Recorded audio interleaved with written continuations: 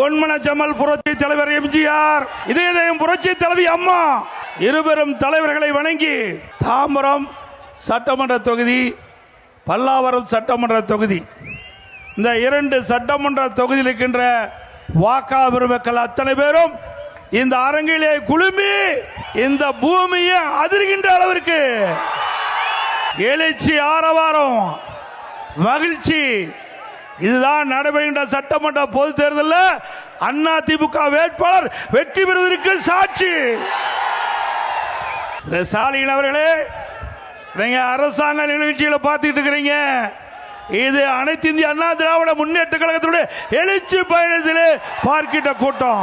இன்றைய தினம் வந்திருக்கின்ற பொதுமக்கள், கழக நிர்வாகிகள், தொண்டர்கள், கூட்டணி கட்சி சேர்ந்த நிர்வாகிகள், தொண்டர்கள் இங்கே திரளாக குழுமி இருக்கின்றீர்கள். வருகின்ற தேர்தல் நம்முடைய ஆட்சிக்கு வருவதற்கான தேர்தல்.